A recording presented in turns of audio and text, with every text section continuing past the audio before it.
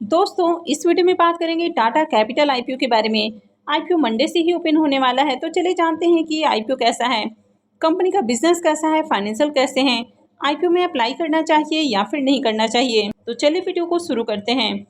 वैसे वीडियो शुरू करने से पहले मैं बता दूं, ये वीडियो सिर्फ और सिर्फ इन्फॉर्मेशन और एजुकेशनल पॉइंट ऑफ व्यू से बनाई जा रही है। तो कहीं भी इन्वेस्टमेंट से पहले अपनी खुद की एनालिसिस करें और अपने फाइनेंशियल एडवाइजर से कंसल्ट करना ना भूलें।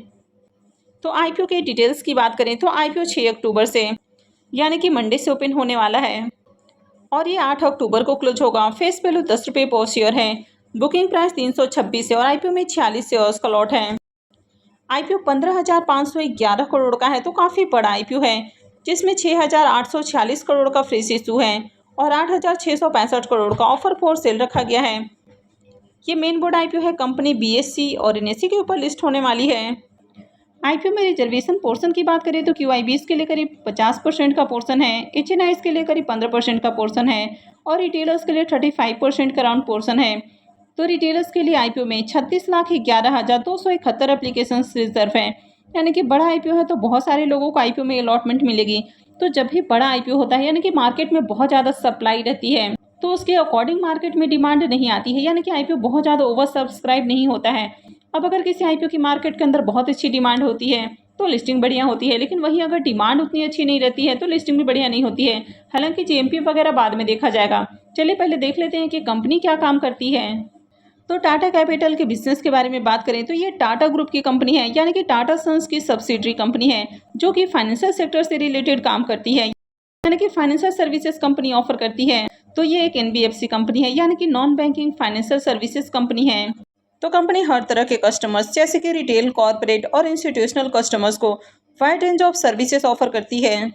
तो कंपनी का बिजनेस काफ़ी डाइवर्सिफाई है, यानी कि कंपनी काफ़ी अलग अलग तरह के जो फाइनेंशियल सर्विसेज हैं वो ऑफर करती है, जैसे कि पर्सनल लोन है, होम लोन है, auto loan, education loan, loan against property है। इसके अलावा टर्म लोन वगैरह हो गया, इक्विपमेंट फाइनेंसिंग है। इसके अलावा कंपनी इन्वेस्टमेंट एडवाइजरी के रूप में भी काम करती है। तो बड़े बड़े जो बिजनेसेस हैं या जो इन्वेस्टर्स हैं, तो कंपनी उनको इन्वेस्टमेंट एडवाइजरी रिलेटेड सर्विसेज भी ऑफर करती है। तो कंपनी का जो बिजनेस है ये काफ़ी डाइवर्सिफाई है। कंपनी यहाँ पर काफ़ी अलग अलग तरह के जो फाइनेंस रिलेटेड सर्विसेज है वो कंपनी ऑफर करती है। कंपनी पैन इंडिया में अपना बिजनेस करती है, यानी कि कंपनी का जो डिस्ट्रीब्यूशन नेटवर्क है ये पूरे इंडिया में फैला हुआ है। तो कंपनी इंडिया के 27 स्टेट और साथ ही यूनियन टेरिटरीज में भी अपना बिजनेस करती है। तो कंपनी 1109 लोकेशंस के अंदर 1516 ब्रांचेस के थ्रू कंपनी अपना बिजनेस कर रही है। कंपनी लेंडिंग और नॉन लेंडिंग जो सेगमेंट है तो कंपनी यहाँ पर भी काम करती है, यानी कि कंपनी थर्ड पार्टी प्रोडक्ट भी ऑफर करती है, जैसे कि insurance, credit card, wealth management services हैं, जैसे कि जो रिटेल कस्टमर्स हैं, एचएनआईस हैं, या फिर जो प्राइवेट इक्विटी बिजनेसेस हैं तो कंपनी उनको वेल्थ मैनेजमेंट रिलेटेड सर्विसेज देती है। तो कंपनी टाटा ग्रुप से बिलोंग करती है, टाटा सन्स की सब्सिडरी कंपनी है। तो कंपनी का बिजनेस काफ़ी शानदार है। कंपनी के फाइनेंशियल को देखें तो कंपनी ने यहाँ पर 3 सालों का कंप्लीट फाइनेंशियल दिखाया है, जिसमें 23, 24 और 25 का कंप्लीट फाइनेंशियल है और फाइनेंशियल 26 के 1 क्वार्टर का फाइनेंशियल है। तो सबसे पहले कंपनी के अगर एसेट को देखें तो 23 में एसेट इसका 1,35,000 करोड़ का है, 24 में बढ़ के 1,76,000 करोड़, 25 में 2,48,000 करोड़ और फाइनेंशियल 26 के 1 क्वार्टर में 2,52,000 करोड़ का एसेट है। तो कंपनी का एसेट कंटिन्यू इंक्रीज हुआ है। कंपनी के इनकम को देखें तो कंपनी का इनकम भी साल दर साल बढ़ रहा है। 23 में इनकम 13,000 करोड़ का है, 24 में 18,000 करोड़, फाइनेंशियल 25 में इनकम बढ़ के 28,000 करोड़ और फाइनेंशियल 26 के 1 क्वार्टर में 7,600 करोड़ का इनकम है। अगर कंपनी के प्रॉफिट को देखें तो प्रॉफिट भी कंपनी का साल दर साल बढ़ा है। 23 में इसका प्रॉफिट जहां 2,900 करोड़ का है, 24 में बढ़ के 3,300 करोड़ और फाइनेंशियल 25 में 3,600 करोड़ का प्रॉफिट है। फाइनेंशियल 26 के क्वार्टर में 1,040 करोड़ का प्रॉफिट है। कंपनी के ईबिटा और नेटवर्थ को देखें तो ये भी कंटिन्यू इंक्रीज हो रहा है। अगर कंपनी के रिजर्व को देखें तो कंपनी के पास अभी 29,000 करोड़ का रिजर्व है और कंपनी का रिजर्व भी बढ़ा है। कंपनी के वैसे कर्ज को देखें तो कंपनी के पास अभी 2,11,000 करोड़ का कर्ज है और इसका कर्ज भी कंटिन्यू इंक्रीज हुआ है। हालांकि ये जो कंपनी है ये फाइनेंशियल सेक्टर से बिलोंग करती है, तो कभी भी इस तरह की जो कंपनियां हैं इनके कर्ज को कंपनी के ऊपर कर्ज के रूप में कंसीडर नहीं करना है, ये इसके बिजनेस के रूप में कंसीडर करना है। यानी कि इनका जितना ज़्यादा बोरोइंग्स इंक्रीज होता है कंपनी का बिजनेस उतना ज़्यादा ग्रो करता है। तो कंपनी के अगर ओवरऑल फाइनेंशियल को देखें तो बढ़िया फाइनेंशियल है।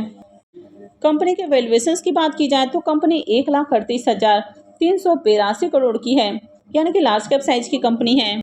आरओ इसका 12.6 का है, तो ये ज़्यादा अट्रैक्टिव नहीं है। डेट टू इक्विटी रेशियो 6.60 का है, लेकिन इसको एज अ डेट कंसीडर नहीं करना है। रिटर्न ऑन नेटवर्थ 11.2 का है, तो ये भी ज़्यादा अट्रैक्टिव नहीं है। और प्राइस टू बुक वैल्यू 4.10 का है। अब यहाँ पर कंपनी के अगर पी मल्टीपल को देखें तो इसका पी मल्टीपल 35.99 का है, यानी कि 36 के अराउंड इसका पी मल्टीपल देखने को मिल रहा है। तो कंपनी यहाँ पर काफ़ी हाई वैल्यूएशंस के ऊपर आईपीओ लेकर आ रही है, तो ये इसमें एक बड़ा नेगेटिव है। चलिए एक बार इसको इसके लिस्टेड पेयर से भी कंपेयर करके देख लेते हैं।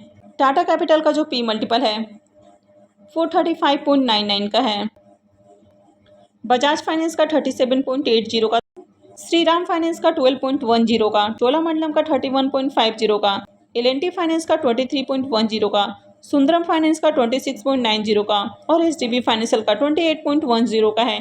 तो यहाँ पर इसकी जितनी भी लिस्टेड पेयर कंपनियां देखने को मिल रही हैं, सिर्फ बजाज फाइनेंस से इसका पी मल्टीपल कम है। बाकी की जितनी भी लिस्टेड पेयर कंपनियां हैं तो उससे इसका पी मल्टीपल हाई है, यानी कि यहाँ पर कंपनी काफ़ी एक्सपेंसिव वैल्यूएशंस के ऊपर आईपीओ लेकर आ रही है। तो ये इसमें एक बड़ा नेगेटिव है और यही रीज़न है कि इसका प्रीमियम भी कंटिन्यू गिर रहा है। आईपीओ में 46 शेयर्स का एक लॉट है और एक लॉट के ऊपर इन्वेस्टमेंट अमाउंट 14,996 रुपये है।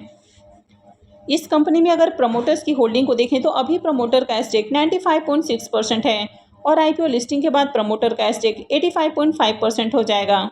आईपीओ के अगर शेड्यूल को देखें तो आईपीओ 6 अक्टूबर से, यानी कि मंडे से ओपन होने वाला है और ये 8 अक्टूबर को क्लोज होगा। अलॉटमेंट डेट 9 अक्टूबर है, रिफंड डेट 10 अक्टूबर, क्रेडिट डेट भी 10 अक्टूबर है और आईपीओ की लिस्टिंग 13 अक्टूबर को होने वाली है। अब टाटा कैपिटल आईपीओ के अगर प्रीमियम को देखें तो प्रीमियम 51 रुपये के ऊपर ओपन हुआ था, लेकिन अभी प्रीमियम को देखें तो गिरकर 7.5 रुपये के ऊपर देखने को मिल रहा है। तो आपने देखा कि कंपनी काफ़ी हाई वैल्यूएशंस के ऊपर आईपीओ लेकर आ रही है। आईपीओ का साइज भी काफ़ी बड़ा है, तो यहाँ पर आपको दो नेगेटिव पॉइंट देखने को मिल रहे हैं। अब जब भी कोई बड़ा आईपीओ आता है तो मार्केट में ऑलरेडी बहुत ज़्यादा सप्लाई रहती है, तो उसके अकॉर्डिंग मार्केट में डिमांड नहीं रहती है। अब किसी आईपीओ की मार्केट में जितनी ज़्यादा डिमांड होती है उसका प्रीमियम उतना ज़्यादा इंक्रीज होता है। तो यहाँ पर आईपीओ का साइज बड़ा है तो डिमांड कम है, तो ये भी रीजन है कि इसका प्रीमियम गिर रहा है और आईपीओ भी काफ़ी एक्सपेंसिव वैल्यूएशंस के ऊपर आया है। आईपीओ में 46 शेयर्स का लॉट है, तो एक लॉट से 345 रुपये करीब प्रॉफिट की उम्मीद है। इसके प्रीमियम को देखें तो प्रीमियम 2% के ऊपर देखने को मिल रहा है, तो इसका प्रीमियम ऑलरेडी काफ़ी लो प्राइस के ऊपर ट्रेड कर रहा है, यानी कि आईपीओ से ज़्यादा बढ़िया लिस्टिंग गेन की उम्मीद नहीं है। वैसे कंपनी अच्छी है, लॉन्ग टर्म में कंपनी अच्छा रिटर्न बनाकर दे सकती है, लेकिन अभी कंपनी काफ़ी हाई वैल्यूएशंस के ऊपर आईपीओ लेकर आ रही है, तो लिस्टिंग के बाद हो सकता है कि आपको फॉल देखने को मिल जाए। हालांकि लिस्टिंग के बाद शेयर अपसाइड जाने वाला है या डाउनसाइड जाएगा तो ये अभी से प्रिडिक्ट नहीं किया जा सकता है, लेकिन जिस तरह से अभी से इसके ग्रे मार्केट में लगातार प्रीमियम के अंदर गिरावट देखने को मिल रही है, तो उम्मीद है कि आईपीओ से बढ़िया लिस्टिंग गेन नहीं मिलने वाला है। तो आपको कंपनी कैसी लग रही है, क्या आप इस आईपीओ में अप्लाई करेंगे या फिर नहीं करेंगे? कमेंट करके अपनी राय जरूर दें। तो आई होप कि आपको वीडियो अच्छी लगी होगी। तो अगर आपने वीडियो को लाइक नहीं किया है तो वीडियो को लाइक कर दें, चैनल को भी सब्सक्राइब करके रखें और वीडियो को अंत तक देखने के लिए आप सबको बहुत बहुत धन्यवाद।